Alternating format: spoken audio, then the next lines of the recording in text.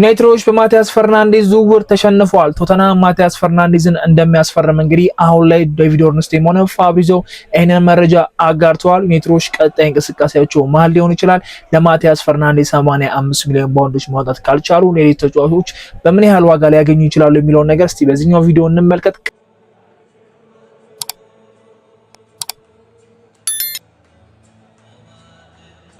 ከዚህ ቪዲዮ በፊት ቀደም ብዬ በሰራሁላችሁ እንግዲህ የማቲያስ ፈርናንዴዝ ዝውውር በቀናት ውስጥ የሚጠናቀቅ ነገር ነው። ማቲያስ ፈርናንዴዝ ሁለቱንም ክለብ ለመቀላቀል ዝግጁ ነው። የተሻለ ገንዘብ ያቀረበውን ክለብ ይቀላቀላል ብያችሁ ነበረ። ዩናይትድ ቶተንሃም ያቀረበውን ገንዘብ ማቅረብ አልቻለም። ስለዚህ በዝውውሩ ተሸንፏል። ማቲያስ ፈርናንዴዝ የቶተንሃም ተጫዋች ይሆናል ማለት ነውና ዩናይትዶች አሁን ላይ ፕላን ያደርጓቸው ሁለት ተጫዋቾች እንግዲህ አጥተዋል። አንደርሰንን በማንቸስተር ሲቲ ተሸንፈዋል።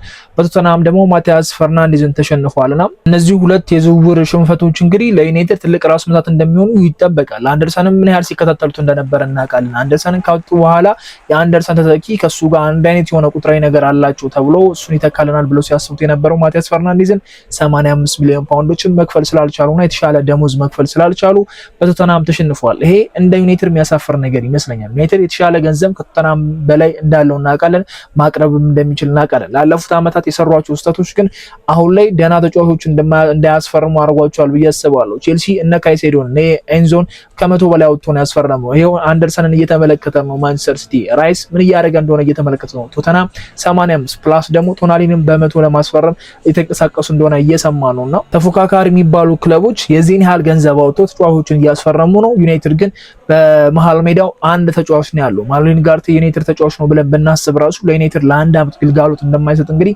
ጉዳቱ ያሳያል። ኮሜኑን ብቻ ነው ያዘው፣ አንድ ኤደርሰንን ነው ያዘው። ኤደርሰን ላይ ደግሞ ምንም አይነት ሁላችንም እምነት የለንም፣ ፕላስ ክለቡ እምነት የለውም። ለዛ ነው ሌላ ተጫዋች እየፈለገ የሚገኘውና በሁለት ተጫዋቾች ብቻ በአንደኛው የፕሪሚየር ሊግ ልምድ በሌለው የካስሜሮ ተተኪ ነው ብለው ላላሰቡ ተጫዋች ትልቅ ኃላፊነት ይሰጣሉ ብዬ አላሰብም። ለማቲያስ ፈርናንዴዝ 85 ሚሊዮን ፓውንድ እንደተጋነነ አምናለሁ። ግን ቀጣይ እቅዳቸው ምንድነው ጥያቄው እሱ ይመስለኛል። የአንደርሰንን ሰማን።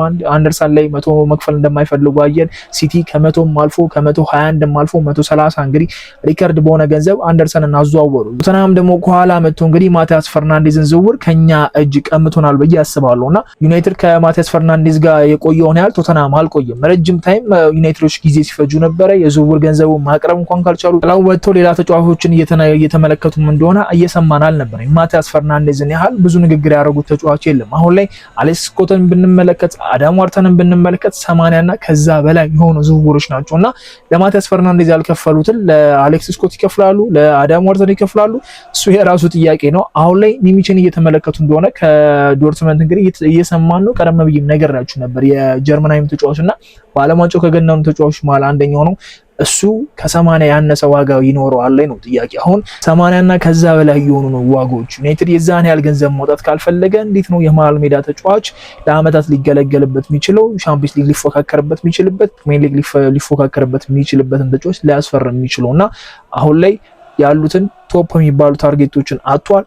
አሁንም በቱዋሜኒ በኩል ተስፋ አላቸው። የማድሪድን ነገር እየተጠባበቁ ይገኛሉ። መረጆች አሁን ላይ ደግሞ ሌት ሆነው እየወጡ ያሉ መረጆች ኤንዞን ማስፈረም ለማድሪድ በጣም ከባድ እንደሆነ ነው የሚያሳየውና ኤንዞን ካላስፈረሙ ደግሞ ማድሪዶች የመሃል ሜዳ ተጫዋች የመልቀቅ እድላቸው በጣም ጠባብ እንደሆነ እየተዘገበ ነውና ቱዋሜኒን ማድሪድ ላይ ሊለቀው እንደሚችል እርግጠኛ እንዳልሆንክ እያወቅ ለአንደርሰንም ለቶናሊ ለማቲያስ ፈርናንዴዝም ገንዘብ ካልከፈል ከየትኛውን ተጫዋች ማግኘት እንደሚችል ዩናይትድ በሰዓት ላይ እርግጠኛ አይደለም። እነዚህ አይነት ኳሊቲ ያላቸውን ተጫዋቾች ልክ እንደ ኤደርሰን በ35 እና በ40 ሚሊዮን ፓውንዶች ማዘዋወር ነው የፈለገው። ይሄ በጣም ቀልድ ይመስለኛልና በዚህ ዋጋ የትኛውንም ተጫዋች እንደማያስፈርም ያውቃል ብዬ አስባለሁ። ኡጋርቴን እንኳን በዛ ዋጋ አላስፈረሙትም እና አሁን ላይ ዩናይትድ ቀጣይ ሙዋቸው ምንድነው? ቦዋዲ ላይ እየተመለከቱ እንደሆነ እየሰማን ነው። ከሱ ጋር ስማቸው ተያይዟል። ግን ቦዋዲ ላይ ያሉ ክለቦች እነማን ናቸው ስንል ደግሞ ሲቲ አሁን ላይ በቦዋዲን ዝውውር እየመራው የሚገኘው ክለብ ሆኗልና ከሲቲ ቀምቶ ተጫዋች ለማስፈረም ከባድ ነው። መክፈልም አይፈልግም። ፕላስ ደግሞ በዚህ ሰዓት ላይ ከዩናይትድ በተሻለ ዋንጫ ለመብላትም ሴፍ የሆነው ቲም ሲቲ እንደሆነ በጣም እርግጠኛ ነኝ። ምንም እንኳን አሰልጣኝ የሚቀይሩ የተሻለው ቲም ሲቲ እንደሆነና እርግጠኛ ሆነው ተጫዋቾች የሚቀላቀሉበት ሲቲ ነው። እሱ ምንም ጥርጣሬ የለውም። ፍላጎት ያላቸውን ተጫዋቾች ብቻ ነው ሊሰበስብ የሚችለው። አንድ ወይ ደግሞ እንደ ባጣ ቁኝኝ ያስቀመጡትን ባሊባን ተመልሰው መጥተው እንግዲህ እሱ ጋር ሊደራደሩ የሚችሉበት አጋጣሚ አለ። ዞሮ ዞሮ ባሊባ ጋር መመለሳቸው የማይቀር ነገር ይመስላል። አሁን ላይ ዩናይትዶች ያላቸው አማራጭ ባሊባ ነውና የባሊባ ዝውውር መሰካቱ ለኔ አሪፍ ሊሆን ይችላል ብዬ አስባለሁ። አንድ አመት ጥሩ ፐርፎርም አላረገም፣ ነገር ግን ባሊባ ምን ያህል አቅም እንዳለው እናውቃለን። ክለባችን ሲፈልጉ የነበረው ተጫዋች ነው፣ እኛም ማየት ስንፈልግ የነበረው ተጫዋች ነው። ከብራይተን ጋር ምን አይነት ድርድር ይኖረዋል? ብራይተን እስከ 75 ሚሊዮን ፓውንዶች ይፈልጋል። ዩናይትድ ከ60 በላይ ለባሊባ መክፈል አይፈልግም።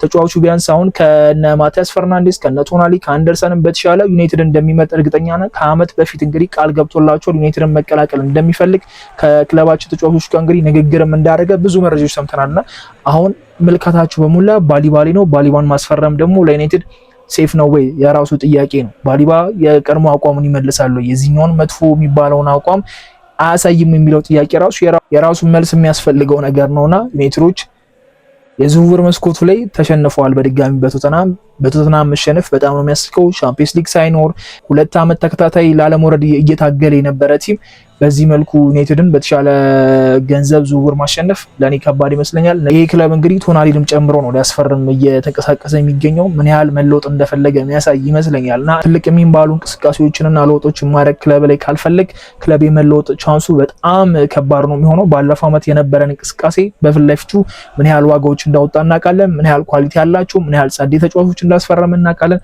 አሁን በመሃል ሜዳው አሪፍ የሚባሉና ኳሊቲ ያላቸው ተጫዋቾች እያጣን ነው። ቶናሊ ምን ያህል ኳሊቲ እንዳለው እናውቃለን። አንደርሰን በተመሳሳይ መልኩ፣ ማቲያስ ፈርናንዴዝ ታዳጊ ቢሆንም በፕሪሚየር ሊጉ አሪፍ ከሚባሉና ፕሮሚሲንግ ካላቸው ታላንት መሃል አንደኛው ነውና አሁን ዩናይትድ ማን ነው የሚመለከተው? ነው ተመልሶ ባሊባን ነው የሚያየው ወይ ደግሞ እና አዳም ዋትሰን እና አሌክስ ስኮት ነው የሚመለከተው? ተመሳሳይ ዋጋ ነው እነዚህም ያላቸውና ለማቲያስ ፈርናንዴዝ ያልከፈለውን ዋጋ ለአዳም ዋትሰን ይከፍላል ወይ ደግሞ ለአሌክስ ስኮት ይከፍላል የሚል ሐሳብ የለኝም። የአሌክስ ስኮት ዝውውር ደግሞ ከባድ ነው። በርነማውስ ተጫዋቹን መልቀቅ አይፈልግም። ማቲያስ ፈርናንዴዝ ኦልሬዲ ወራጅ ያለ ቲም ላይ ስለሆነ ነው ሻምፒዮንሺፕ መጫወት አይፈልግም። ዌስትሃም ደግሞ ገንዘብ ስለሚያስፈልገው ነው። ይሄ ዝውውር መጨረሻ ላይ ያበልቃል እያልኳችሁ ነበርና እንደተባለውም እንግዲህ ቀኑ ጠብቆ ነው ያበቃው። ዩናይትድ ተሸንፏል። ስለዚህ ቀጣዮቹ ሙቮች እንመለከታለን። የዶርትመንቱን ጀርመናዊ ተጫዋች እንመለከት እንችላለን። የቱዋሜኒ ጉዳይ አሁንም አጠራጣሪው፣ እነ ቧዲን ደጋግመን መስማታችን የማይቀር ነገር ነው። ቶናሊ ላይ ከተመለሱ ቶናሊ አለ፣ እነ ባሊባም ስማቸው ይነሳል። እስቲ ቀጣይ ሙቮች እናያቸዋለን ምን አይነት ውሳኔ እንደሚወስኑ። በጣም ያሳዘነ የዝውውር መስኮት እያሳለፈ እንደሆነ ነው የሚሰማኝ። እስቲ ሀሳብና አስተያየታችሁን ኮሜንት ላይ አስቀምጡልኝ። በቀጣይ ቪዲዮ እንገናኛለን። ይመቻችሁ። ቻው